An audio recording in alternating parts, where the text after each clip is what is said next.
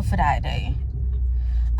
But I was obviously admitted to hospital, so I only got discharged yesterday. And luckily I've got a sick certificate, because that's what happens if you don't come on the date that they tell you to, or the day whatever, then you need to explain why. So I have to bring the sick certificate. We are a little late, we overslept, and I think it was mostly me because I haven't had a good night's sleep, because as you know, you can't really sleep in a hospital. They just disturb you consistently. There's literally no rest there. But we are off, we're gonna stand in the line. It is okay. Life happens. There's things that you can control and there's things that you can't control. So we're gonna go stand in the line, see how long I can stand there. I've got all the things that I need, and I will show you kind of what the line looks like, and then tell you what the next steps are in this UIF process. So like, come along with me, I guess.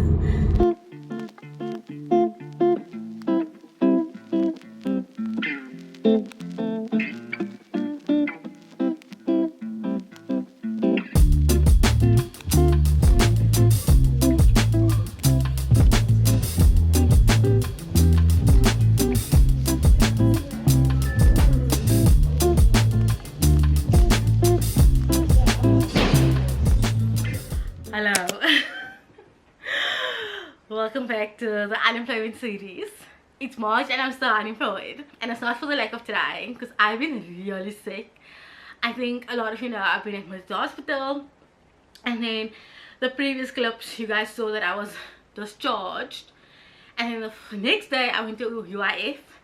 So I'm just gonna continue it. I know it's been like almost literally a month since I'm last time speaking to you guys, because I had to recover.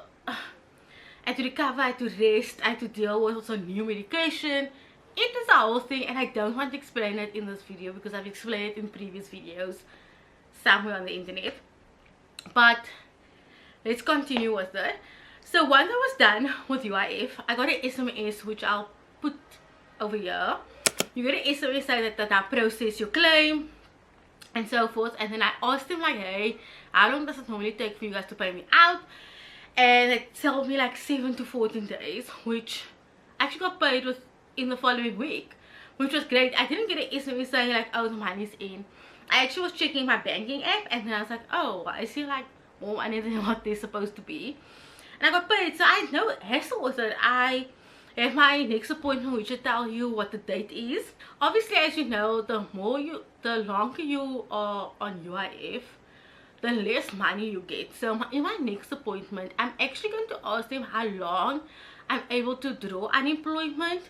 And I also, just for interesting, I think they don't know, but I want to know about how much it starts decreasing, because it gives me a sense of like how much I should be expecting, and then it gives me a sense of like how I can work on my budget. But something exciting happened. I have kind of like a part-time little job thing, and I'm very excited about it. It is like a 3-month contract thing with the potential to extend, and it is a little tricky. I'm gonna have to check if they're gonna have to draw UIF.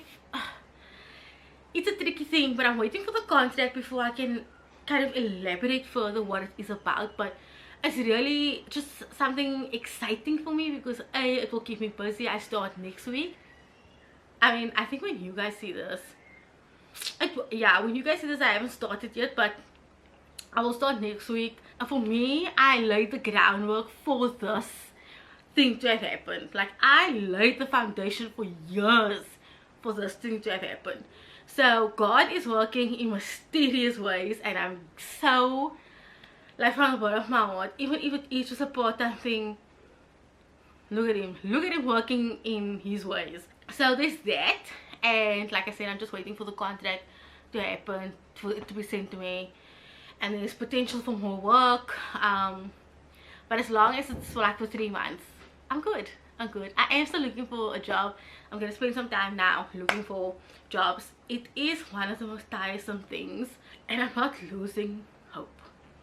I think there's something weird happening in my life that I'm like so content.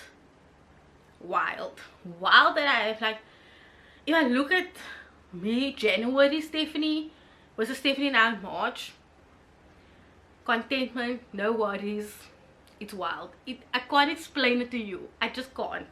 But I'm gonna look for jobs today. We're gonna continue the search to find something. I'm persevering, and yeah, I am with you in the struggle of finding jobs. I've got friends who are still struggling to find jobs. It is a war zone for jobs out there in the world. It is really a struggle, and so I'm with you if you are in the same boat as me. So yeah, let's get our laptops out, let's get our phones out, and let's start looking for jobs together. Yeah.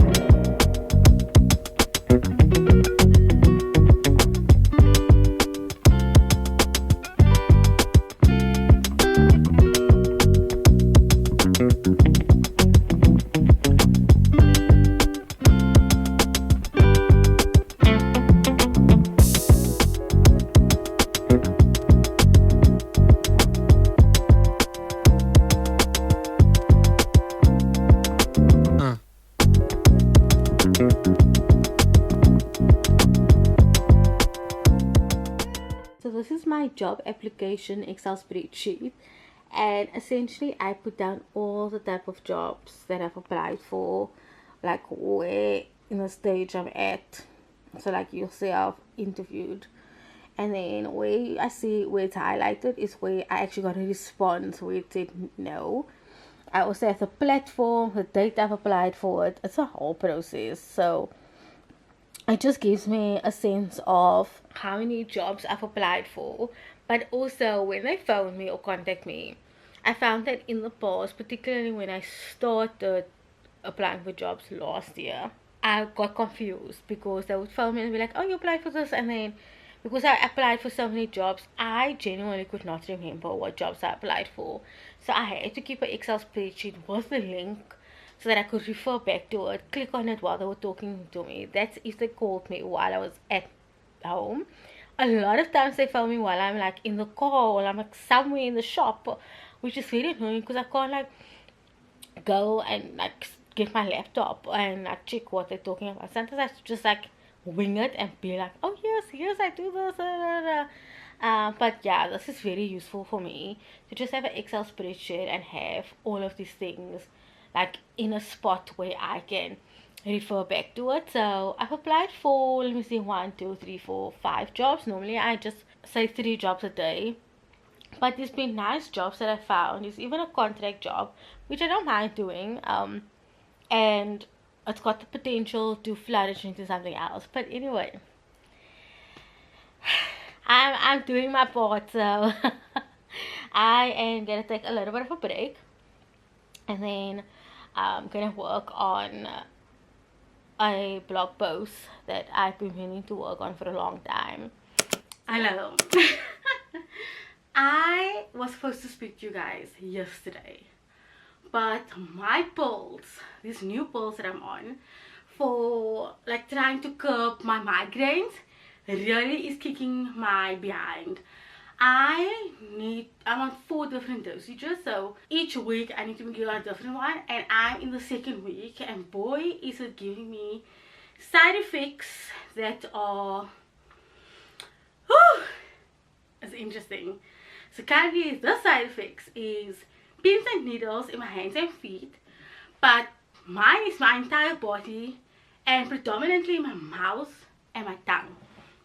And the specific pill that comes, like, that's accompanying this pill, and it finished on Sunday, and both Courtney and I only realized too late, and so I was a zombie. I couldn't sleep. I haven't slept for like more than 12 hours. And then when Courtney ended up buying it yesterday morning, I couldn't take the pills because I have to take it in the evening.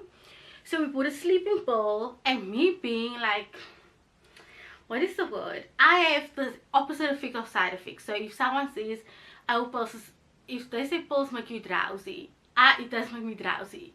Like, I'm the exception to the rule.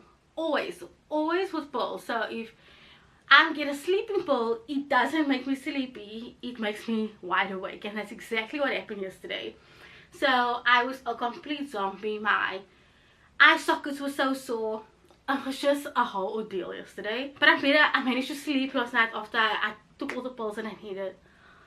I'm still very much weak, very much, I'm like limping around. But things need to be done today. Things need to be done today because I got my contract yesterday. I saw the email, kind of like glanced at it, and I was like, yeah, it's not today. But I sent it to my friend, Lisa, my attorney. She's my lawyer. She looks at all my contracts for years. So she's looking at it currently. But since this video will be up and I'll probably have signed it, I can now tell you kind of the part-time little jobby that I have. Essentially, a woman approached me last year when I decided to repurpose all of my content that I have on my travel website, which is called stephaniemartinus.com, and I repurposed it on LinkedIn. So she found me over there, and they have a travel site that is predominantly talking about all things in Cape Town. But she was like, she needs to expand the business, that it's all things Western Cape, because a lot of people are approaching her about what is there more to see than just Table Mountain, Kirstenbosch. And that's why I just avoid Cape Town in general, because it's so overpopulated. Just talking about Robben Island, and people get it. That's what I mean. I get it that that's what overseas people want to see, but that's why I prefer going to just Kleindorp and talking about small towns. So we spoke like bits and pieces here last year, and because I had a bunch of stuff going on, the conversation kind of ended, and then she popped up again on WhatsApp and she said she's building a team. She wants to talk again about this conversation, and she wants me to be a writer to talk about more than just Cape Town. And then I spoke with a business partner, and I was like a whole thing. So essentially what they're doing is they're buying my blog post from my site, and I'm repurposing it on their site. So it's a 3-month contract. It's a blog post once a week. Obviously with their writing style, I'll have to just do a little bit of research, because some of these blog posts I maybe wrote in like a year or two ago. So I would have to like research whether, you know, the shop is still there, or like certain things are still there. I have to write it in their flavor, their style, you know, write it with SEO optimization, keywords, those type of things.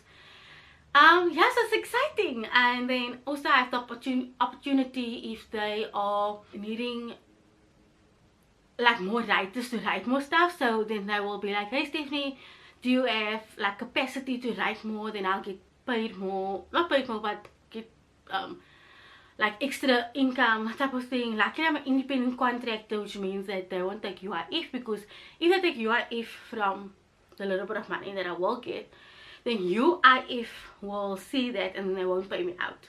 So I'm glad that I'm being considered an independent contractor, meaning that they won't take UIF, which is great, because this little bit of money that I'm going to receive from this 3-month contract was the promise that it can be extended, it can be, maybe it won't be extended, who knows. It's just a nice little project for me to work on. I'm actually very excited about it, because it now means that I can look forward to something other than what I'm currently doing. And I think it's going to be fun and exciting, and yeah, I just thought to share it with you. I'm obviously still looking for a full-time job, because I need a stable income. And yeah, I just thought to share it with you. It's so fun, it's gonna be exciting. Yeah. And I think I really did lay the groundwork, even though it's taken years. I think there's a big market that I can see maybe in a few months, or maybe a year from now. I can sell my blog posts to other publications, and that can be a thing, or maybe something lucrative on the side. And yeah, I'm so glad that I laid the groundwork already. I put the foundation there. The things are already in motion. It's a good feeling. It's good to just have something that's there. But thank you guys so much for watching, and I hope that you are also in the process with me, trying to find a job. I know we're all looking. Unemployment sucks. Trying to find a job sucks. But I hope that I've just given you some glimmer of hope that there is something out there that you can find, just a little bit of a part-time thing. Do something like a passion project also that can end up being something in the long run. You never know. But yeah, thank you guys so much. I have UIF next week. for my second payment, and that will be something, because there's questions I have to ask them that I think that could be interesting for the next series or the next video. So if there are any questions that you feel that I should answer that's in part of UIF, let me know, because then I can ask those questions when I'm there again. Thank you guys so much for watching, and I'll see you in the next video. Bye.